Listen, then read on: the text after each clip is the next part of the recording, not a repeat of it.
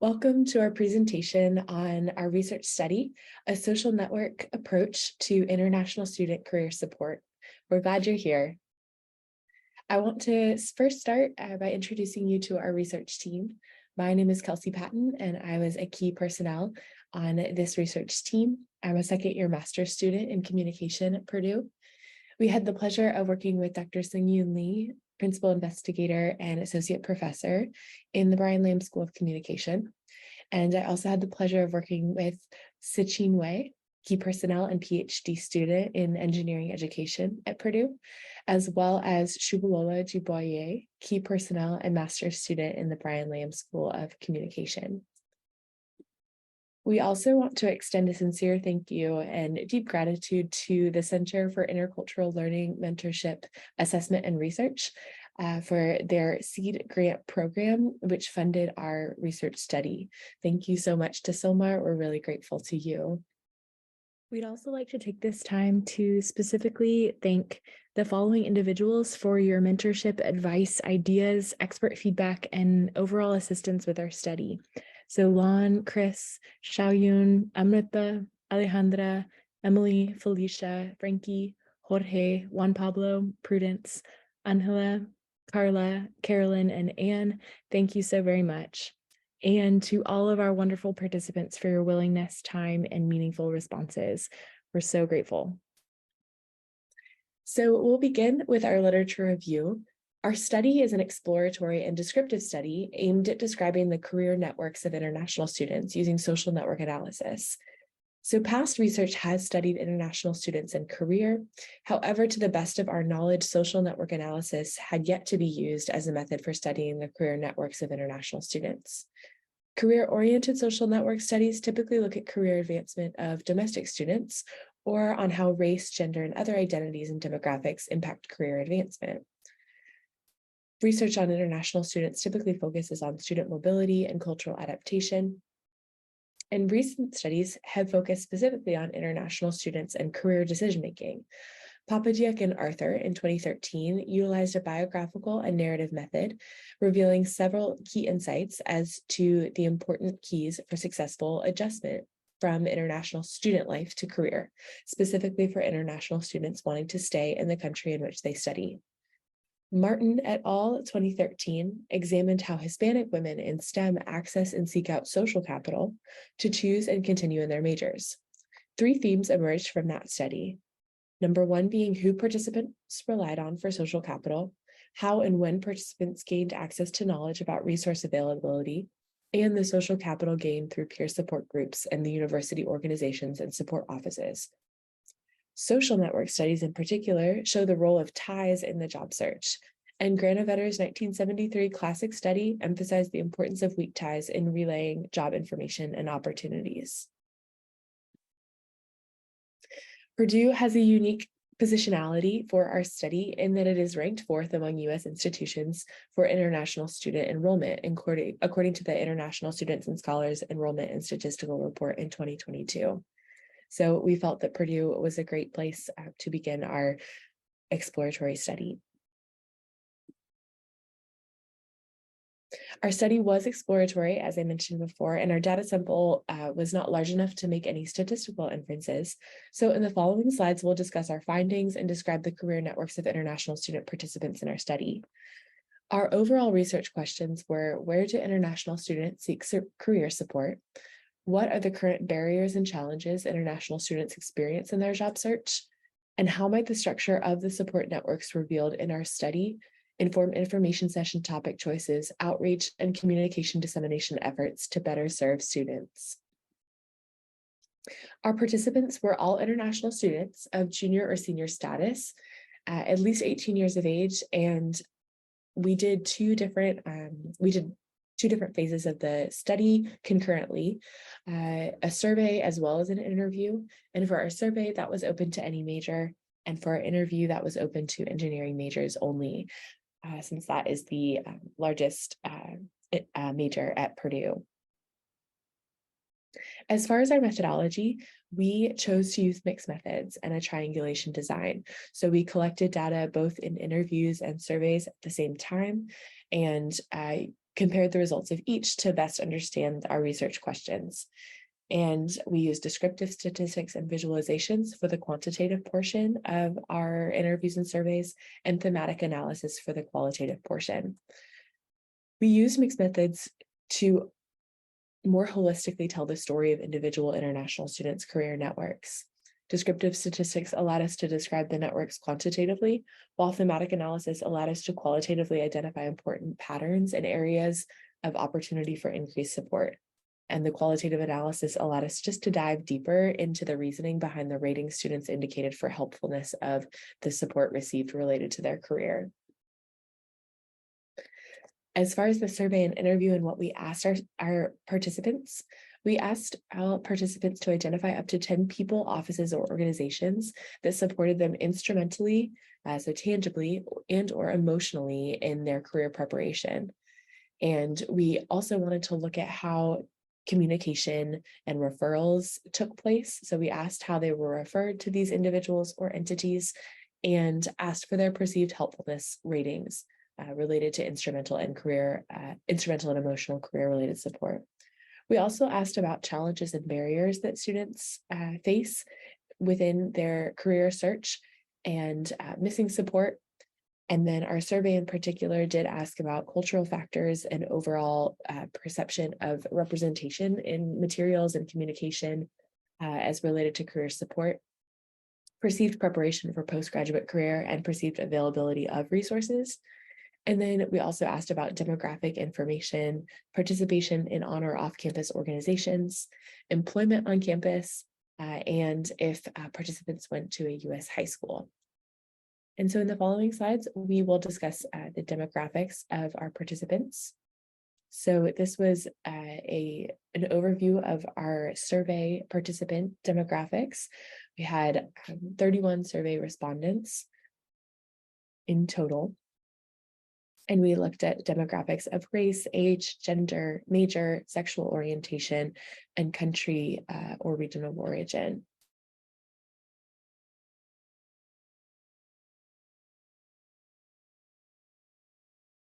And this is an overview of the demographics of our interview. We had 9 interviews with students. And here's the overview of race, gender, sexual orientation, age, and country or region of origin.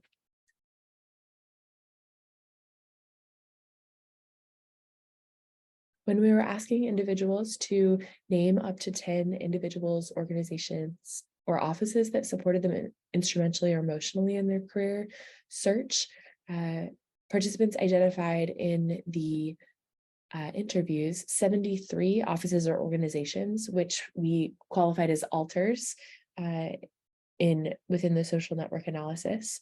And then in our survey, participants listed 215 offices, organizations, or individuals total, making for 215 alters listed. So 73 interview alters out of up to 90 possible, because we asked participants to list up to 10, and then 215 survey alters and up to 310 possible. So in the following slides, we'll discuss who these individuals, offices, and organizations were and how students are getting connected to them. Out of all potential referral paths to these key individuals, offices, and organizations, family members and ties through family members were the most common answer among our respondents, with the next 2 most common answers being initiation of relationship themselves and through friends or classmates. As far as who students are receiving help from, the most common role played by a named individual or organization was family member, followed by friend or classmate, and then campus office staff. And while, again, we weren't able to make any statistical inferences about this trend may help future studies or offices consider why this is important for who the key individuals are and how people are being referred to these key individuals, how international students in particular are being referred to these key individuals, and who should perhaps be equipped with more information and how. Again, along the lines of who students are receiving help from, 49% of students are receiving help from those of US American nationality. However, a large portion at 45% share the same nationality with the international student respondents in terms of people, offices, and organizations they are receiving career-related support from. So this relates to homophily and idea of shared background, a shared identity characteristic with the people in your network. Many student respondents, in terms of who they're receiving help from, shared stories of shared information with fellow international student friends. So this particular participant indicated, Purdue having a lot of international students. I do have a lot of international friends who tells me apply to this company because they accept international students, and I will also do the same. Yeah, shared information with people and applying together. Many students also shared themes of bonding with people from their same cultural background. So this particular student indicated that people are more likely to bond with people from similar culture. I was selected as a grader for professors who shared same background with me, while the pool contains other students. I was supported by these professors more than those who have different cultural backgrounds. So now that we've covered who students are receiving help from and how are they being referred to these career help sources, we will move on to the type of help students are receiving. So we asked students to list from 1 to 5, 1 being minimally helpful and 5 being maximally helpful, how helpful instrumental and emotional support was from these individuals, offices, or organization. So faculty advisors, family members, and friends or classmates were found to be more frequently reported as being helpful for instrumental support, and campus office staff and professors and instructors were more frequently reported as being helpful for emotional support. In terms of perception of career preparation, we asked participants to indicate to what extent they feel prepared for their postgraduate career. And 17% of respondents felt very prepared, 35% felt somewhat prepared, 34% felt moderately prepared, and 14% felt not prepared at all, with the largest number of respondents reporting feeling somewhat prepared.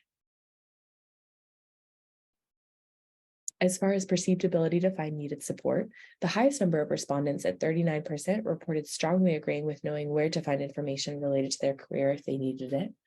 32% reported agreeing with the statement.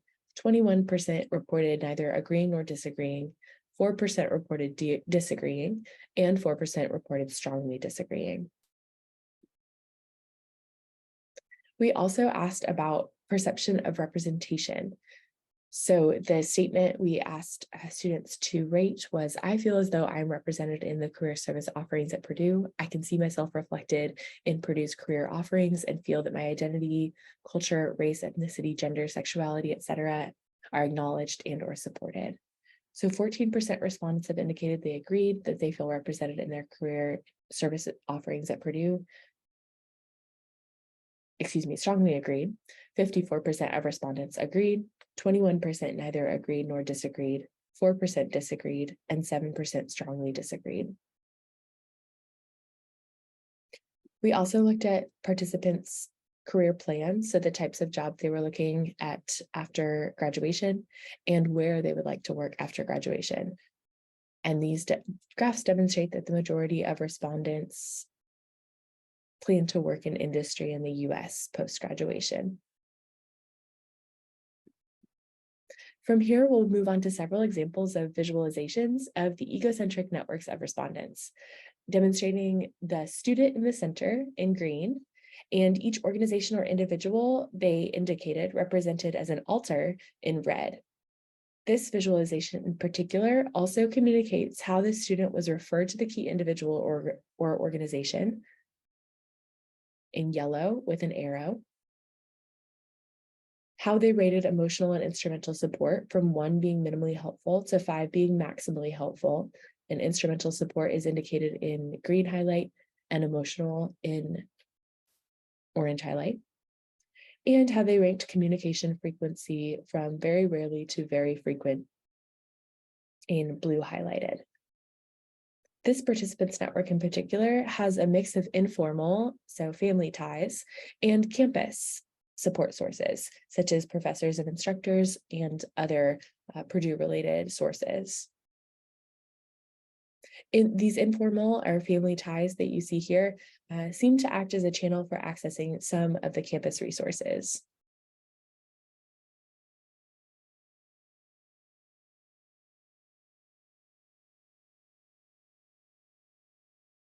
This participants network is made up of personal contacts, so mostly family and friends who are tightly connected with each other. So you'll also see the ties from alter to alter or alter to ego in the center, and that indicates just the density of the network, so who all knows each other. And this participants network is highly connected, so a highly dense network of people who know each other. And most alters 1, 2, and then 7 through 10 are from the international student respondents' country of origin and live in that country of origin. And then alters 3 through 6 were from the country of origin but live in the US. This participants network is highly local, so it is mostly on campus and largely institutional. This participant seems to actively utilize additional resources introduced by campus resources. And interestingly, one of the alters this participant mentioned was their reason for coming to Purdue, and they found out about this organization through Purdue's website, even prior to campus. So it is also interesting to look at, and future studies might consider looking at when students receive access to information and how finding out earlier rather than later or later rather than earlier impacts career path. So we wanted to cover a few of the quantitative and just general demographic information about who students are receiving help from. And now we'll move on to a brief overview of the qualitative thematic analysis that we used to analyze our study, where we examine the open-ended questions, including key instrumental career-related support, key emotional career-related support, challenges and barriers in the job search, and missing support. We looked at past studies, which identified several key interrelated themes, including acculturation, hope, self-efficacy, despair, locus of control, listening, career decision self-efficacy, career decision-making difficulties, social capital, and access to and activation of resources.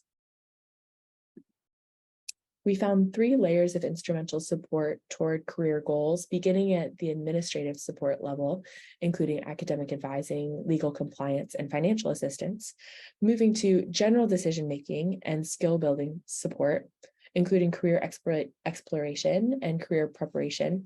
And lastly, the final step prior to landing a job, the job application process, including networking, application and interview assistance, and job listings. We further identified 2 themes in the ways in which respondents communicated about the helpfulness of the instrumental support, namely by outcome and approach.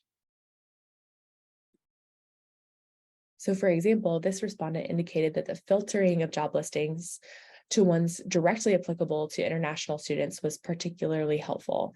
We coded this as job application process related instrumental support with the outcome of a job opportunity or job listing and an individualized approach because it was specific to international students.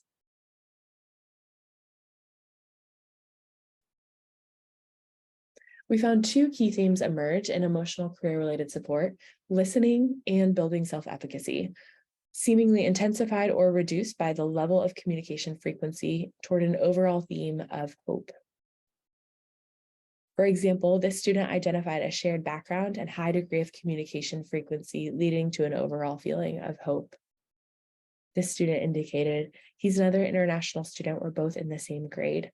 We're both graduating at the same time. And we've just been bouncing off of each other, supporting each other, and making sure that we never slack and are always applying for new jobs and seeing what's out there and keeping each other accountable, making sure we're doing work. I could say maybe this: not letting each other lose hope and supporting each other.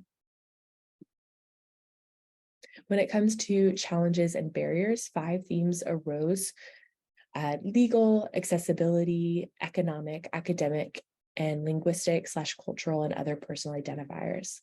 Legal themes included, but weren't limited to, unique visa and work authorization requirements specific to international student status. Accessibility themes included knowledge of institutional, local, and job-related norms and requirements. Economic themes included higher tuition fees and immigration fees. Academic themes included considering availability and accessibility of jobs within each major specific career path, given specific international student considerations related to international student status, and both a more limited timeline and time-specific visa regulations. Linguistic and cultural themes included navigating a new cultural and linguistic setting with various different networking and job-seeking norms and professional language. 3 themes arose with respondents' answers to missing support: access, clarity, and human connection. The most common theme within access was a lack of representation of companies at career fairs that sponsored international students. Many respondents also mentioned wanting access to individualized, or in other words, personally applicable and relatable information, for example, with regard to career path and advising, including shared cultural background with mentors. Within the theme of human connection, respondents mentioned a need for more empathy, conversation, and a desire to connect more with peers in class. Within the theme of clarity, respondents mentioned wanting more visual and clear representations of visa requirements and overall representation of their cultural background, and timeline reminders, and overall just consistency of information. While our research is not extensive enough to substantiate a claim of a new construct or idea within the realm of social network analysis research, we did notice an overall trend of respondents feeling disqualified from jobs, opportunities, access to information, et cetera, or access to people who have come before them, who look like them, or share a similar cultural background, who have been successful. So mentors or models to look up to and consider their career paths in their career decision-making. Future studies might consider looking into what feelings of being disqualified due to immigration limitations and repeated exposure to irrelevant and inapplicable information might do for student efficacy and motivation. We noticed a trend in respondents facing repeated setbacks due to barriers or constraints, who sought accountability, shared and actionable information in peers experiencing higher levels of hope. For example, time saved emerged as a significant positive outcome in the job search, especially unique for international students who have to sift through job listings that may not apply to them in the same ways as US American students. Several respondents mentioned sharing information about which companies to apply to and which to avoid to save time.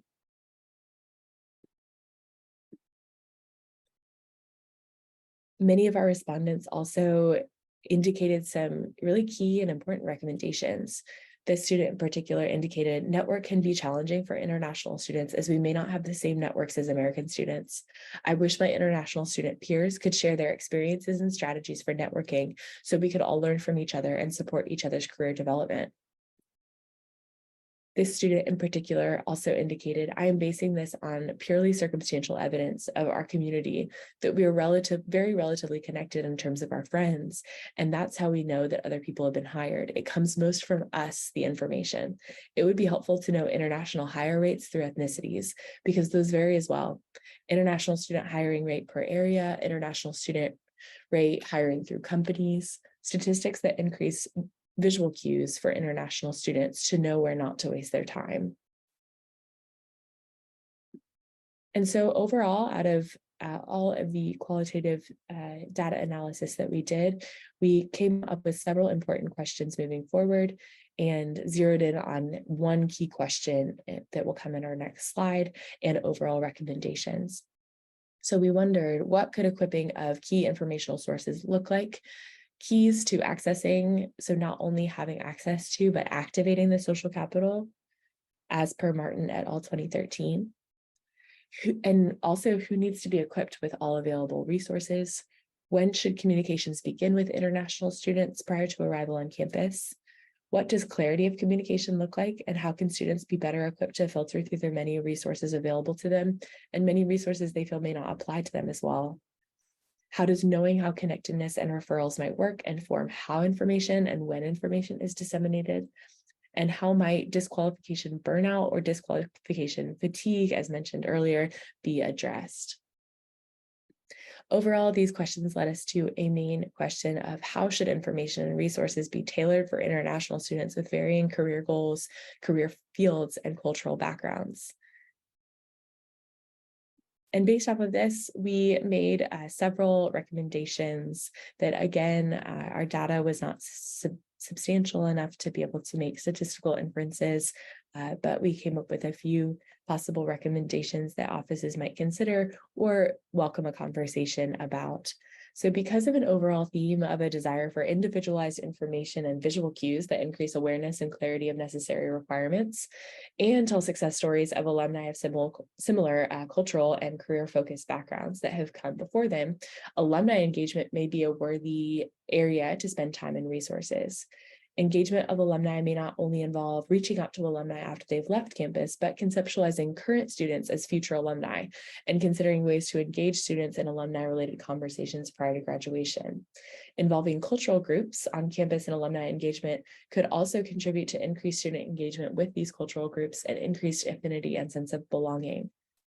Several respondents mentioned group chats that shared knowledge being helpful in addition to forming accountability groups with peers in the job search who are on similar paths.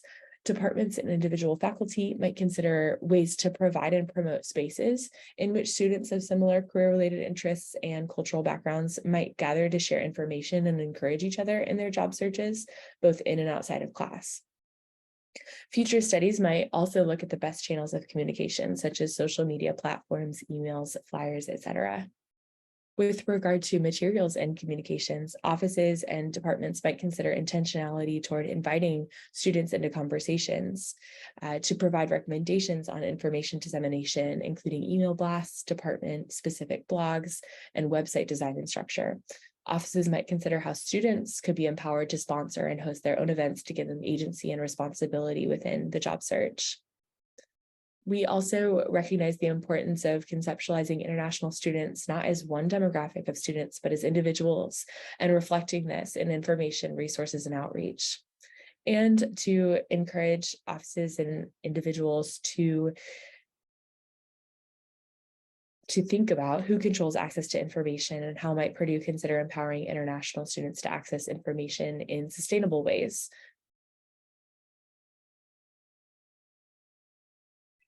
We also wanted to mention some of the limitations and in our discussion. So again, this was an exploratory study. We had a small participant number. The survey and interview were fairly long, so we'd want to make this a little bit shorter in the future. Clearly define constructs, and future studies might test relationships between the statistics that we indicated earlier in our presentation and between constructs and variables. Thank you so much for your time and attention. We greatly appreciate your interest in our research and welcome any questions, feedback, or comments in the contact information we've provided for, again, Dr. Seung-Yoon Lee, Sajin Wei, me, Kelsey Patton, and Shubalola Duboye. Thank you again.